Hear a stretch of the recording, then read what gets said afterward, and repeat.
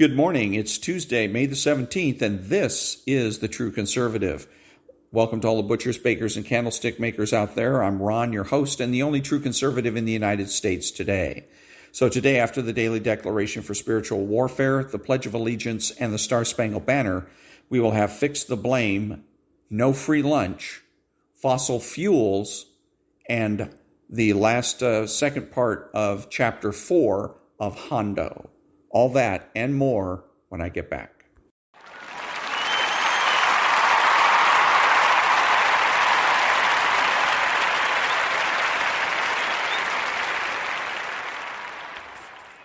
Thank you. And now the Daily Declaration for Spiritual Warfare, Biblical Principles to Defeat the Devil for May 17th. You will overthrow the enemy's chariots and bring down their horses. Just as I spoke to my servant Zerubbabel regarding the restoration of my house from the destruction of the enemy, so too I speak to you. Be strong, for I am with you. I have covenanted with you, and my spirit remains among you. Do not fear. I'm going to shake the heavens and the earth, and I have placed my power within you. You will overturn and shatter the power of the enemy. You will overthrow the enemy's chariots and their drivers. Their horses and riders will fall, each by the power of my sword. I will make you like my signet ring, for I have chosen you. You will be an immovable rock, and I will strike every enemy warrior with panic and madness. I will blind the enemy's horses and will keep a watchful eye over you. Haggai 2:4-5, 21 through 23, Zechariah 12:4. Prayer declaration. Overthrow the enemy's chariots and those that ride them. Make the horses afraid as the grasshopper. Smite the horses with astonishment and the riders with madness and blindness. Let the demonic horsemen of the armies fall under their own horses, and let them not be able to rise. Let the chariots and horsemen be burned with your fire. Amen. And that was the Daily Declaration for Spiritual Warfare, Biblical Principles to Defeat the Devil for May 17th.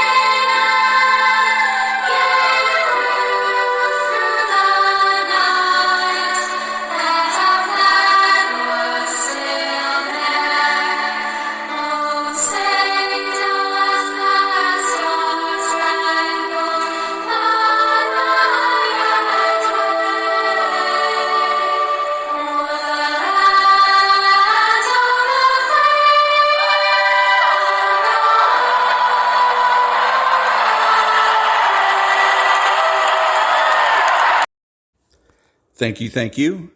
Who is the true conservative? He is religious. He is patriotic and uses common sense.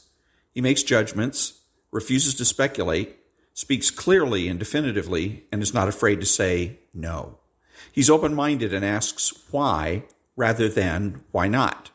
He is consistent, credible, and influential, not ashamed of his existence, unafraid to learn or correct his mistakes. He is a normal American.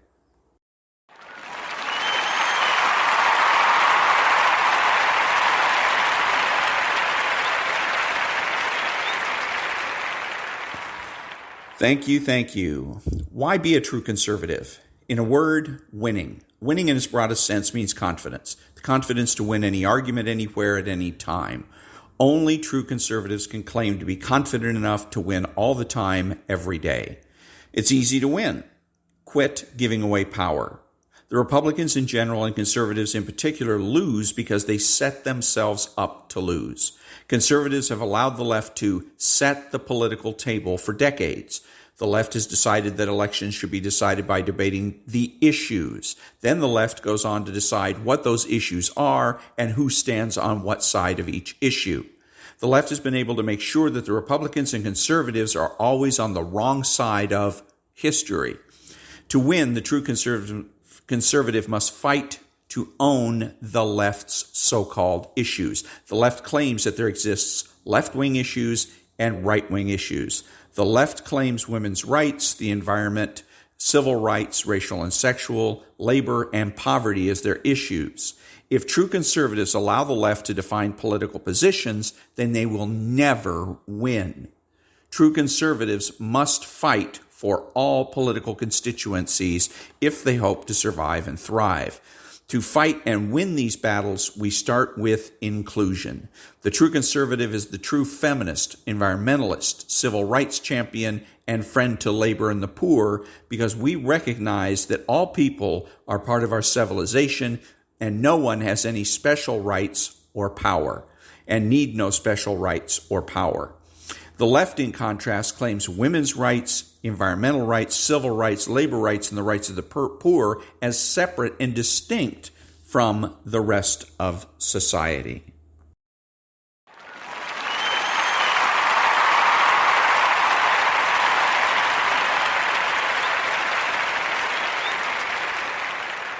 Thank you, thank you.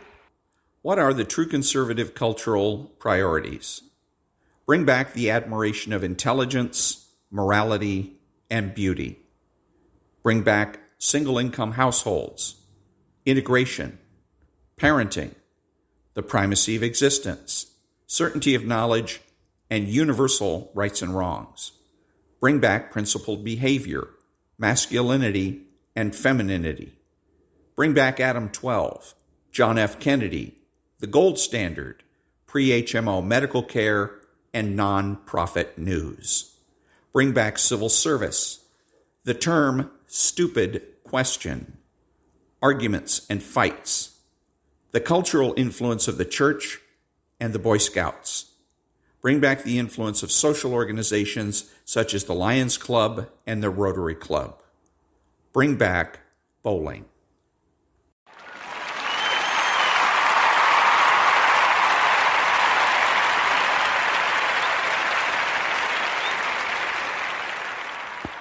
Thank you, thank you. Government. All governments are about securing rights. In the case of tyrannical governments, the rights of the government. In the case of democracies and republics, the rights of the individual. It's one or the other, not both.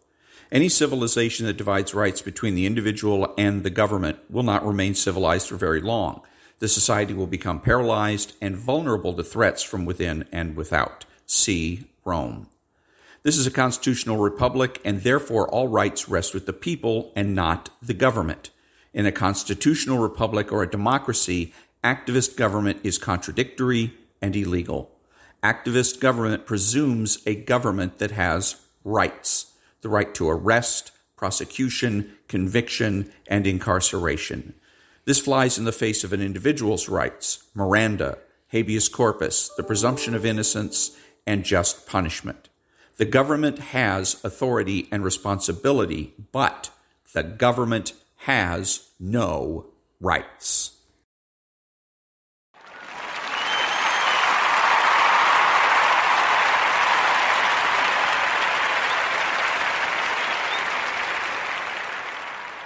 So the people on the talk show hosts have, on the right-wing talk show hosts have surprised me a little bit in their response to these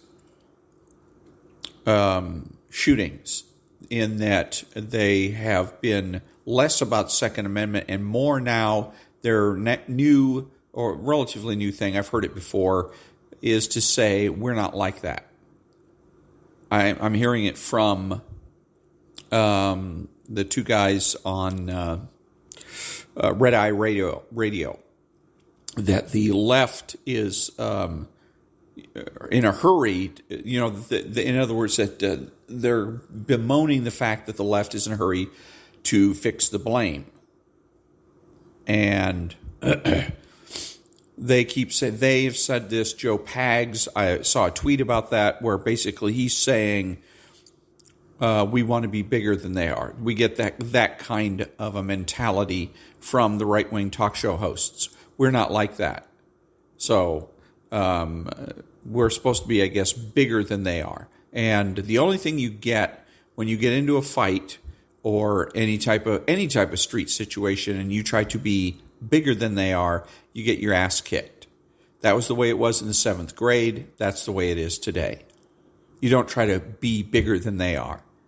This is a situation where if you let it slide and you say, well, we're bigger than they are, all that's going to end up happening is that the Republicans are going to end up being blamed for this. We are going to end up taking the blame because we sat back and did nothing.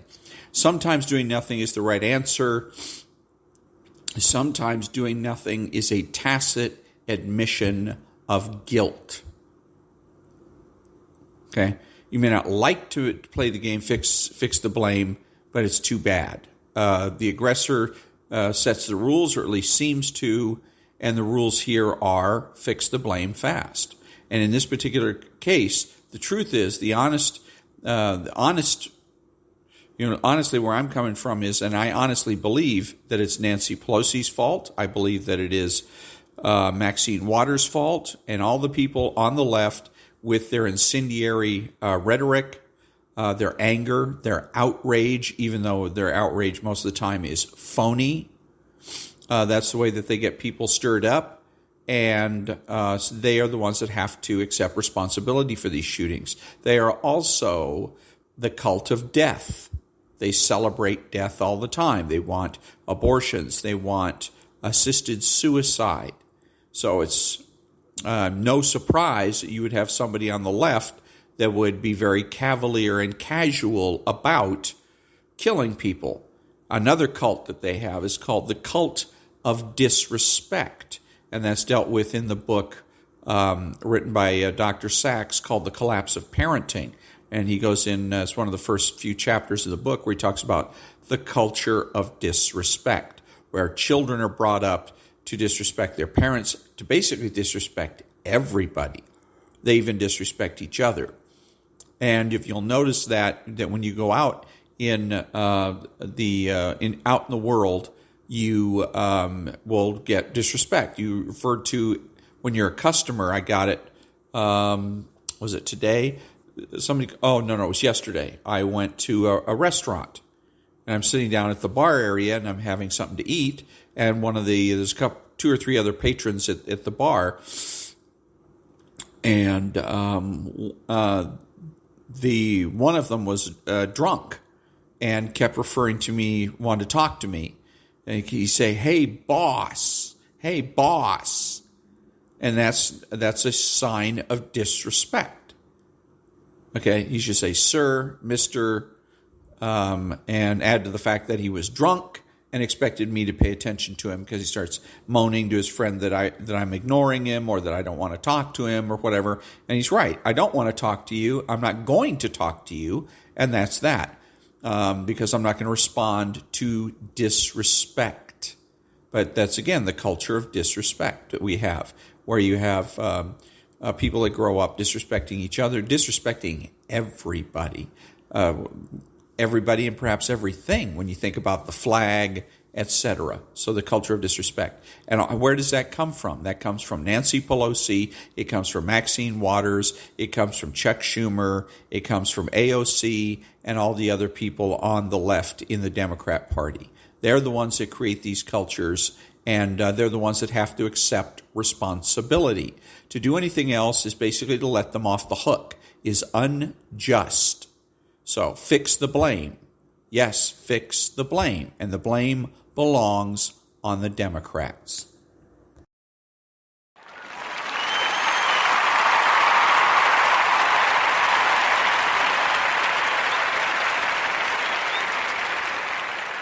Thank you. There's no free lunch. Quote, populist economic proposals are by nature a disorganized grab bag of rent-seeking and opportunism on the part of both politicians and their domestic business clients. These proposals lay a heavier governmental hand on economic activity, protecting politically sensitive businesses and industries, even if that means artificially reducing the overall standard of living, curtailing traditional economic rights, and violating the rule of law, unquote. Kevin Williamson.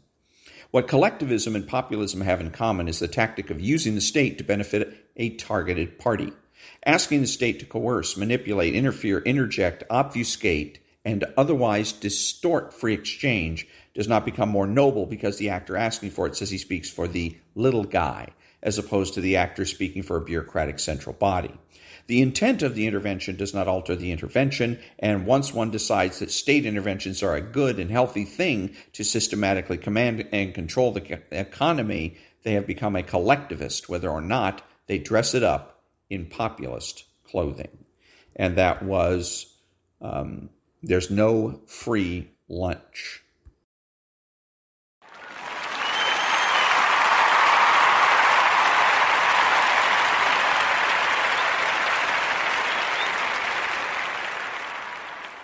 Thank you. Now, we're starting a new book, and it's called The Moral Case for Fossil Fuels by Alex Epstein.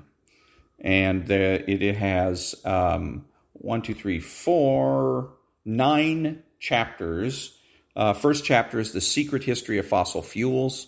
Second is The Energy Challenge, cheap, plentiful, reliable energy for 7 billion people. Chapter 3, The Greatest Energy Technology of All Time. Chapter 4, The Greenhouse Effect and the Fertilizer Effect. 5, The Energy Effect and Climate Mastery. 6, Improving Our Environment. 7, Reducing Risks and Side Effects. 8, Fossil Fuels, Sustainability and the Future. 9, Winning the Future. So I'm going to read part of Chapter 1 because it's a rather lengthy chapter, so I'm going to read part of it here. Chapter 1, The Secret History of Fossil Fuels. You must make a lot of money. You're an environmentalist, right? The girl, college age, asked me. It was 2009 in Irvine, California.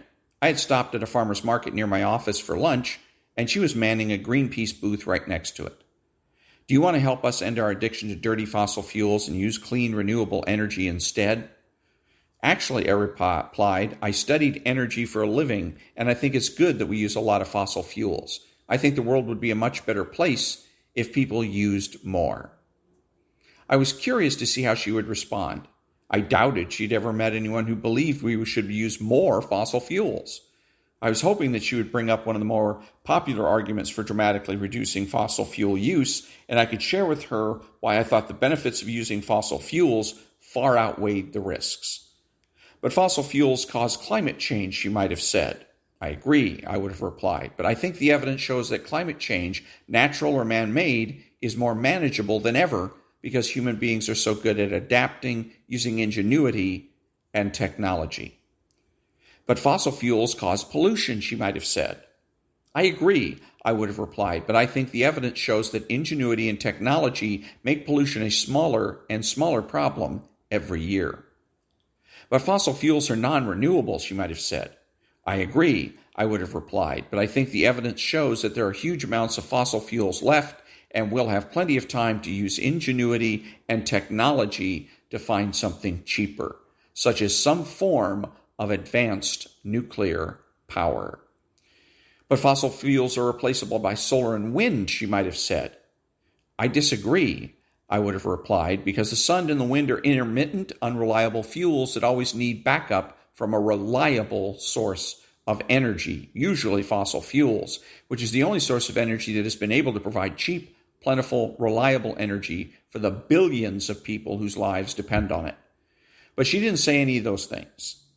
Instead, when I said I thought we should use more fossil fuels, she looked at me with wide-eyed disbelief and said, "Wow, you must make a lot of money." In other words, the only conceivable reason I would say that our use of fossil fuels is a good thing is if I've been paid off by the fossil fuel industry. And so I'm going to interject something here. First of all, he went about this all wrong. When she comes to him and says, do you want to help us end our addiction to dirty fossil fuels and use clean, renewable energy instead? I'm assuming, I know she's a lefty because she's Greenpeace. Okay, so she's a lefty. Now, number one thing is that the lefties assume that the environment is their issue, that it belongs to them, they're the experts, and they should have the last word on the so-called environment. Also, what you want to do here, though, as a right-winger, is you want to show that, and a true conservative, actually, that you're open-minded, because true conservatives are open-minded. We're willing to change when we are convinced to change. Okay, so in this case, he should have started asking questions instead of going ahead and saying why we shouldn't end our addiction to dirty fossil fuels, which was what he was doing. He was doing a halfway decent job of it, but he was still trying to prove a negative, and he's not going to get anywhere that way. What he needs to do is get her to prove the positive. She needs to prove why we should end our addiction to dirty fossil fuels. So he should have said something along the lines, if you get caught flat, you're minding your own business and somebody comes up to you with one of these questions, maybe at work, hey, do you want to help us end our addiction to dirty fossil fuels? You don't know what else to say. You say, you know what? I really hadn't thought about it. Why should we do that? Why should I help you? Why should I join in? Why should I be part of this group? What are you going to do to use clean, renewable energy instead? And what kind of renewable energy? What kind of clean energy? What is it that makes electricity clean and gasoline isn't? That kind of thing. You start asking questions, and as you ask the questions, it's a Socratic method.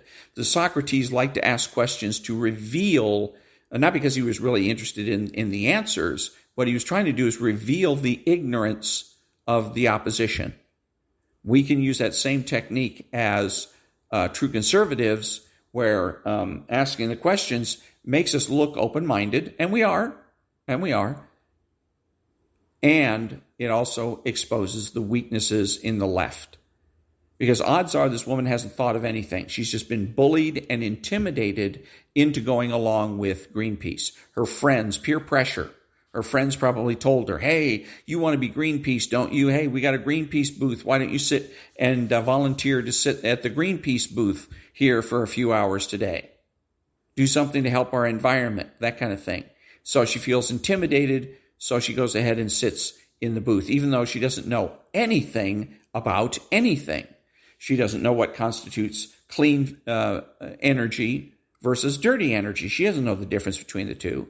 And you can expose that by asking the questions. And you're going to get to the point you're looking to get to is where you say, hey, you know what, maybe we should talk about this some other time, okay? Have a nice day, and you walk away.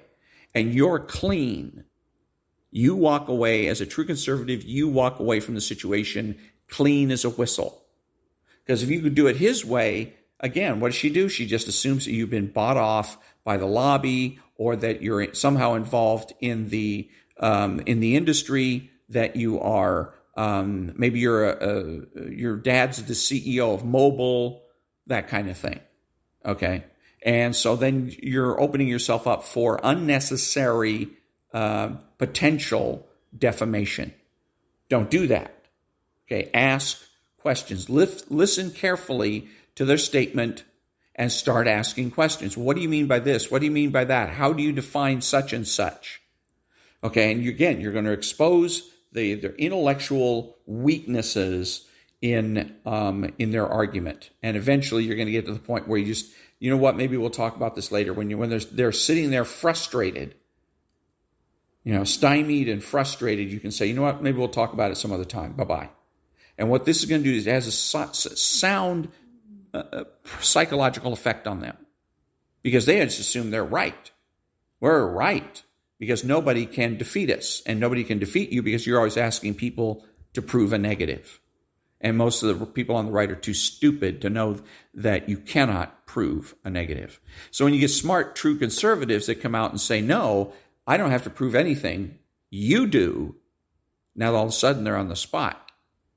See? So, and they're going to go report back to their friends, well, somebody asked me, what is this, what is that, such and such, and I didn't have any answers for them. And the next time that this girl is asked to sit in the Greenpeace booth, she's going to make up an excuse for why she can't.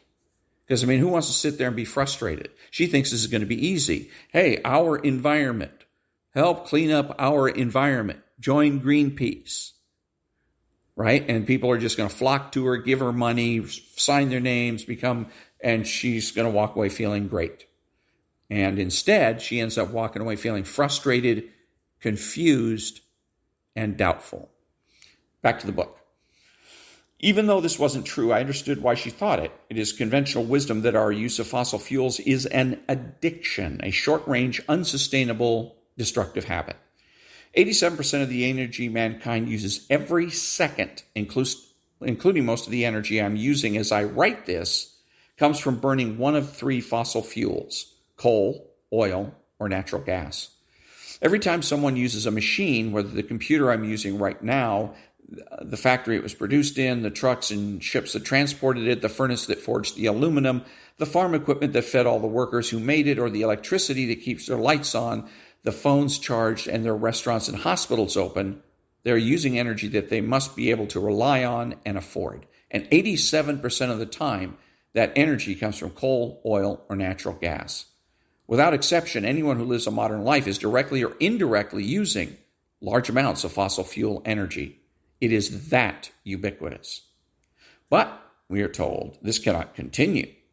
While it might be convenient to drive gasoline cars and get electricity from coal in the short run, and while we might have needed them in the past, the argument goes, in the long run, we're making our climate unlivable, destroying our environment, and depleting our resources. We must and can replace fossil fuels with renewable, green, climate-friendly energy from solar, wind, and biomass. And again, he's demonstrating that they are going to be using arbitrary claims, which means claims that are not backed up with evidence or proof.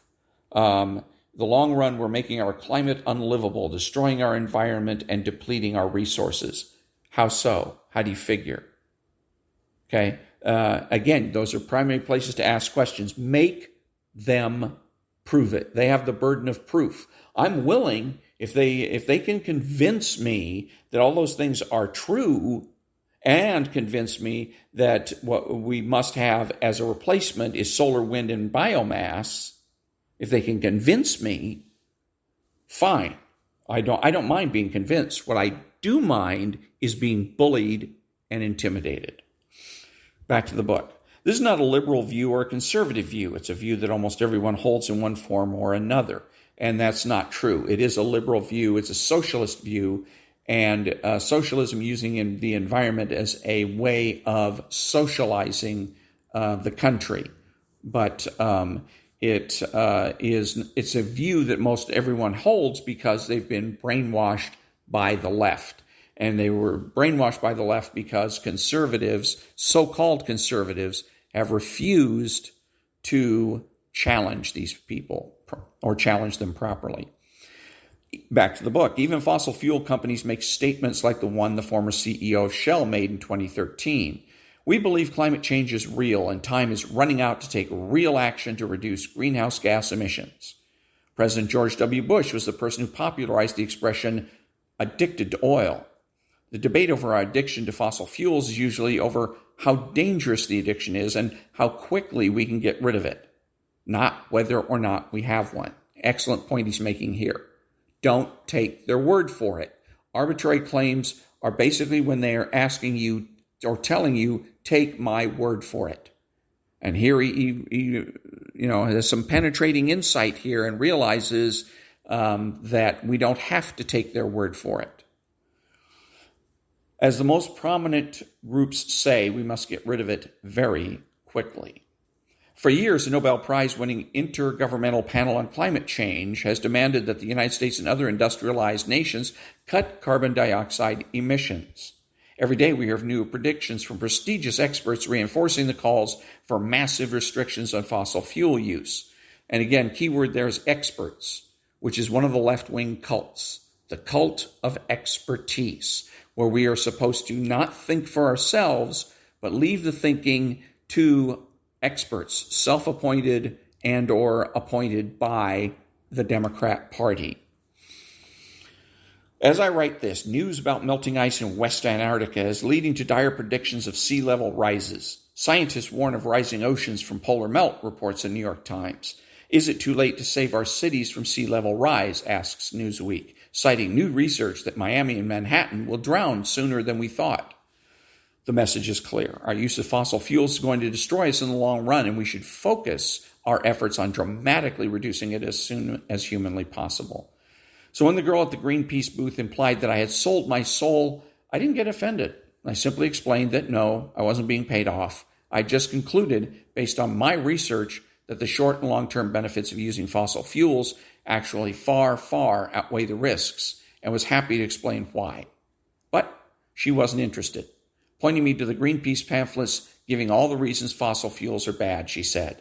So many experts predict that using fossil fuels is going to lead to catastrophe.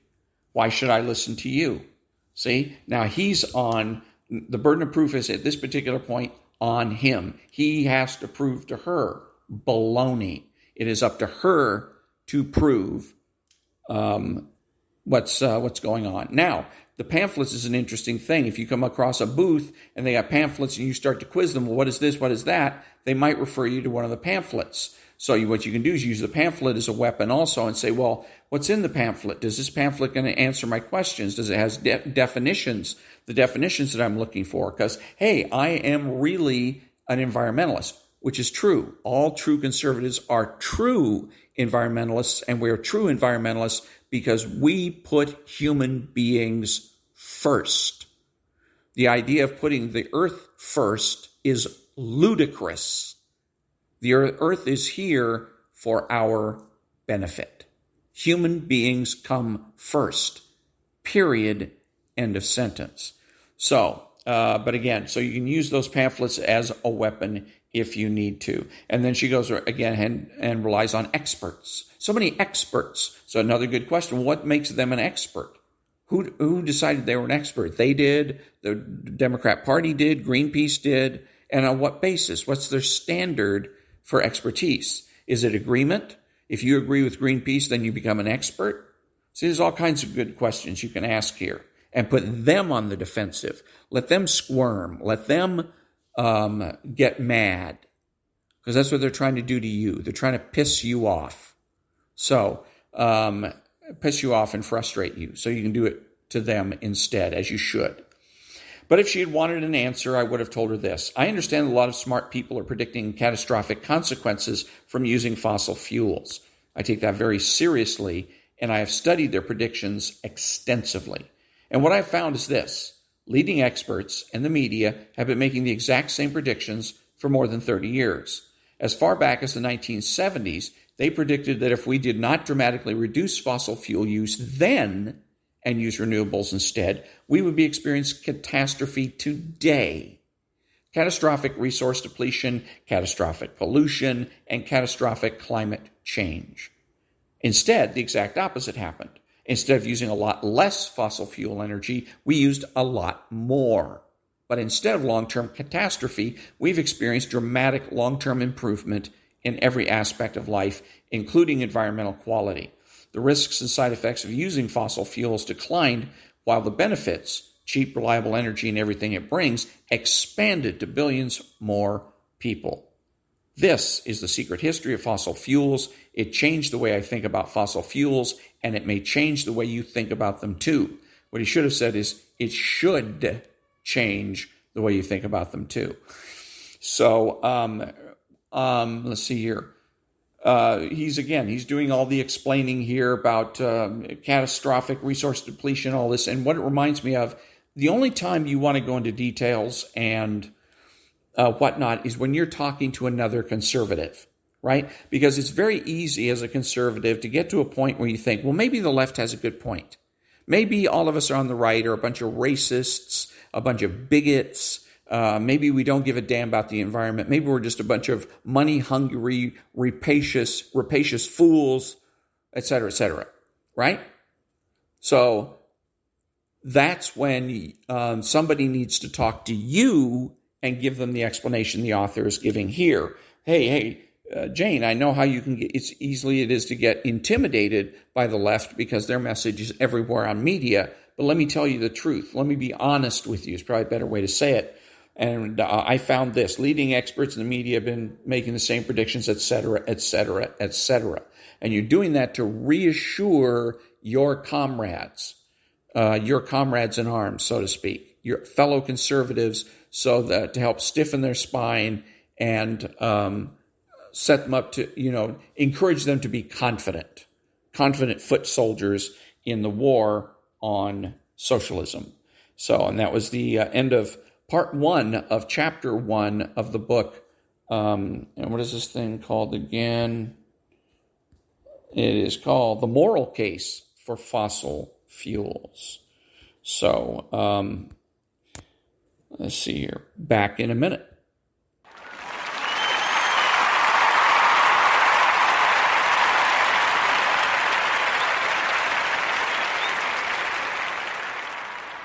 Thank you.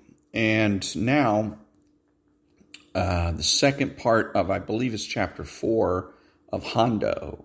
And Hondo is Hondo Lane. He is a mysterious figure, cowboy, but he's on basically assignment from General Cook. He's a dispatch guy. He's got dispatches that he is trying to deliver from Cook or to Cook. We don't know yet.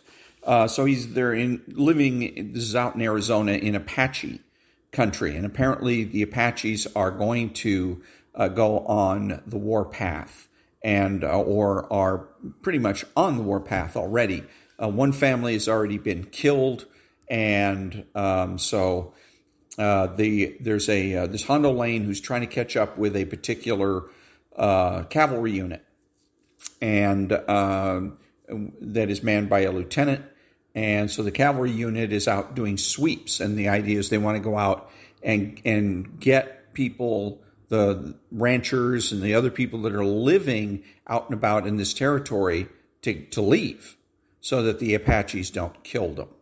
So so then when we left these characters, that we were at the cavalry unit was burying the McLaughlin family. And so then just at that particular point, one of their best guys named Cotton Linden rode up badly injured. So here we go. Patton raced out and caught up the horse, and the men surrounded the dying man. For an instant, as body was lowered to the ground, Linden's eyes rolled up to Davis. Vittorio must have 70 men. Linden caught at Davis's sleeve. Get out, Davis, while you can. He choked, but clung with agonized grip to the sleeve. Stalking you, mescaleros, membreños, chircaos, and tontos. All up, more coming. Get to fort. Scout's body sagged back to the grass. Lieutenant Davis straightened.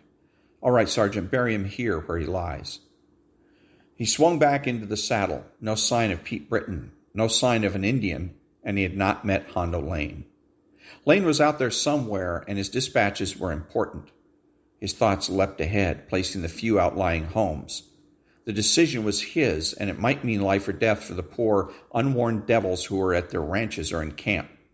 It might also mean the end to his command. He glanced around at them, his face expressionless. He knew every man of the company, knew something of their troubles, trials, and tribulations. Clanahan, who drank too much. Neighbors, who was surly and hard to get along with. And Sandoval, who wore a knife scar he had picked up from a senorita in Tucson. They moved on to the desert in the morning. Lieutenant Creighton C. Davis rode beside the guidon now. His eyes reached out to the hills, and he thought of Vittorio. Cunning as a wolf, the old chief was a fierce and vindictive fighter. His treatment of Linden had been a warning of what he intended for them all, if they were caught alive. And how had he caught Linden alive? Cotton Linden, who knew so well all the Apache tricks. And where was old Pete? The command moved on, trotting now, and swung around a group of low hills. They passed another burned-out ranch and buried the dead. Davis hesitated, then made his decision. Sergeant, Have the men refill their canteens here. We'll swing south toward Mescal Springs. When we reach the open country, we'll dismount and walk the horses." "Dismount?" "Yes, Sergeant." Davis had hesitated, then said quietly, "We're going back, Sergeant. These ranches are answer enough. There's no reason to go on. If anyone is alive up ahead, they know more about the Indians than we do." He paused. "We'll dismount in the open country where they can't ambush us. We'll rest the horses. We'll make camp early as we did last night. When the men have rested, we'll mount up and move out slowly. I dislike to leave a good fight, but if the tribes are out, the general should be informed. Moreover," he smiled, "we may get a chance to trap the old boy himself. He's waiting for something. You can bank on that. For more warriors, possibly. I think he's waiting to get us in rougher country where he can use an ambush. If he thinks we'll go on south of Mescal, he'll probably wait. There isn't better ambush country in the world." Breen nodded, waiting. Lieutenant Davis had always let him know just about what he was thinking. There was nothing of the martinet in the man, and he believed that if the men knew the score, each could carry on in better fashion. "Once he knows we've started back, we'll have a fight." "Does the lieutenant hope to lead him back?" Davis hesitated. "If we can, Sergeant, if we can." The plain opened before them, and once they were well into it, he slowed the column and dismounted the men to save their horses. Apparently they were moving into rugged country whereby tomorrow every mile would offer a new trap. Would Vittorio wait, or would he attack at the first opportunity? Vittorio might be waiting for a contingent of Apaches from another tribe. A successful battle and much loot would do much to cement the allegiance of his allies. Nobody would realize this better than Vittorio. They walked slowly. It was very hot. Dust arose. A roadrunner darted away ahead of them, a streak of dull brown against the desert. A rattler buzzed from under a mesquite bush. They walked on. A mile. 3 miles. The hills were dawning nearer now. No sign of Pete Britton. The lieutenant mounted the column, and they moved out at a walk, and they came up to Mescal Springs at 4 in the afternoon. Under double guards, they bedded down for a rest. The sun dropped behind the hills. Long shadows reached out. The mesquite clumps turned to blobs of blackness against the gray of the desert. Horses had been rubbed down and watered. New fires were lighted. Coffee was made. Against the boulder where he sat, Lieutenant Davis waited. He was a slender young man with a face darkened by desert suns, a pleasant face, composed and still now. He signaled Breen and Patton. They drew near and then dropped to their knees as he motioned to them. "We'll move out at midnight," he told them, "keeping downslope in the sand. If we get away, when we're a mile out, we'll mount up. Then we'll move at a trot." When they had gone, he turned to his blankets and stretched out. He would not sleep, he knew. He might rest a little. A hand was shaking him. It was Breen. "Time, Lieutenant. Midnight." Davis sat up, amazed. He had slept for hours. Quickly, he was on his feet, straightening his uniform, checking his gun. His horse was saddled and waiting. All was dark and silent. Taking the lead, he moved out. The slope was soft sand and stoneless, as was much of the valley bottom. The small column moved without sound. For 10 minutes they walked. Corporal Patton moved up from the rear. "Seems quiet, sir." "All right," he turned. "Sergeant, pass the word along. Mount up. Walk the horses another 10 minutes. After 10 minutes, he lifted the column into a trot. Holding the place, they held on down the valley. If they had escaped the Indians, there would be no following them until morning. It would give them a safe lead. He was already thinking ahead, checking over the country in his mind, and he knew the place. It was not a good place for an ambush, hence was sure to be unexpected by Vittorio. There's a place among the low hills. He rode on, heading directly for the fort, yet his plan was made. It was a chance to trap Vittorio, and he meant to take it. The defeat of the Apache war chief might easily end the outbreak. Certainly it would end the trouble for a time, until another chief was selected. He held the horses to a trot for an hour, then slowed to a walk. All night they moved steadily, taking only 2 short breaks. At daybreak, the country was opening out, and by noon they would be less than 40 miles from the post. Suddenly he saw the hills. It would be here. He halted the column and quickly gave his orders. On the spot, the situation looked even better than he had remembered. The valley down which they had been riding had ended, leaving them in a country of rolling hills. 2 low hills lay on each side of the meadow, and he rode down this meadow, then moved to the right and concealed his horses in a draw. On the far slope of the hill there were several hollows, ideal for concealment. "Corporal," Davis looked at Patton, "take Silvers and Shoemaker and get behind that hill opposite. When the enemy are well into the meadow, fire on them. I want 3 Indians down with those first 3 shots. Then fire again. Get into your saddles and swing wide and get back here. Understand?" "Yes, sir," Patton hesitated. "You're going to be here, sir?" Davis nodded. "When you fire, I think they'll run into this hill for shelter." "Yes, sir." Silence fell. The little dust settled.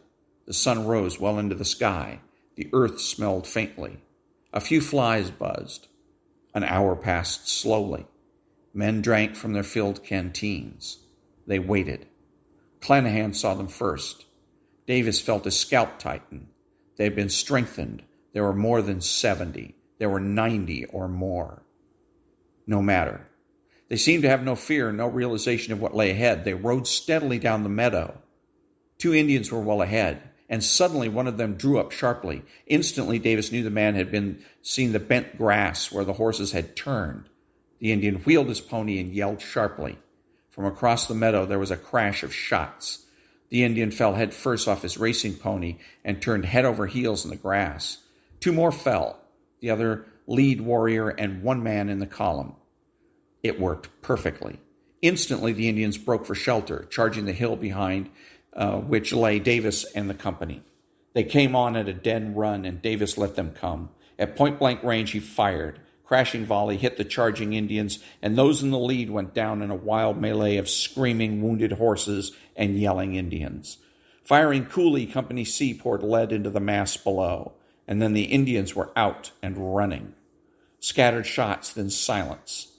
Corporal Patton came up at a dead run and swung down. He saluted swiftly. "Silver's gone, sir. Tangled with Apache and both of them gone, sir."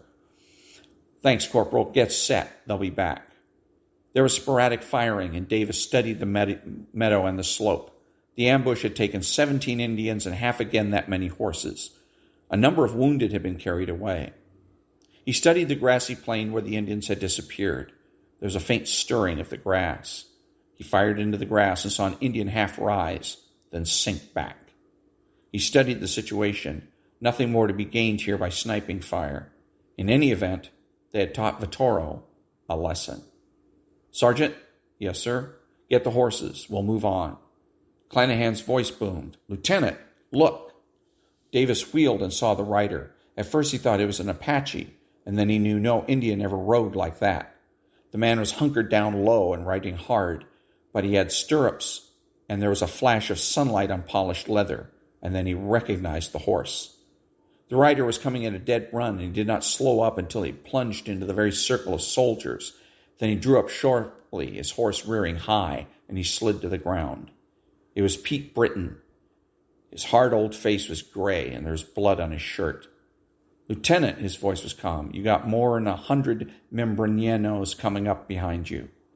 Lieutenant Creighton C. Davis stood very still. He had his hat in hand, and he felt the wind stirring his hair. "What chance of getting through to the fort, Pete?" None at all." Pete Britton hesitated. Then he said quietly, "I caught me a brave." He wasn't so brave, and he talked. He said 40 mescaleros left the reservation last night. There's more membraneros coming, too. You're boxed in, Lieutenant. My guess is what we know ain't but a part of it. I figure half the Apache nation is betwixt us and the fort. Could you get through? Might. I want a message taken." Old Pete spat into the dust, then he grinned slowly. "Lieutenant, get yourself another boy. I got a crease in my hide back yonder. I ain't fixed for riding. Anyway, I've took a lot of Apache hair in my time. I'll give him a chance at mine." Davis put on his hat. "All right, Pete. Glad to have you." "They'll know soon enough," Pete said dryly. "Anyways, I'm a-getting rheumatic these days. Figured I'd like it better this way." Lieutenant Davis turned to Breen. "All right, Sergeant, have the boys dig in and get settled. We'll wait for them." Wind stirred the grass. Sweat trickled down his face. He shook his canteen. It was over half full. They moved back to the rim of the hills around the tiny basin where the horses were held. There was dust to the south, and away there to the east there was dust. He mopped his brow and waited. He took the letter to his wife from his pocket and thrust it conspicuously over a spear of bear grass. He settled down and lighted a smoke. Clanahan was squatted on his heels, and he grinned at the lieutenant. "Wished I had a drink," he said. "I could get drunk without making the guardhouse." Davis turned and reached into his saddlebag. He drew out a flat bottle and tossed it to the burly Irishman. Clanahan grinned and caught the bottle in his big palm. The pulled cork made a comfortable sound. He tilted back his head and drank. There was no sound but the wind, no movement but the bending grass. And that was the end of chapter 5 from the book Hondo by Louis L'Amour. Back in a minute.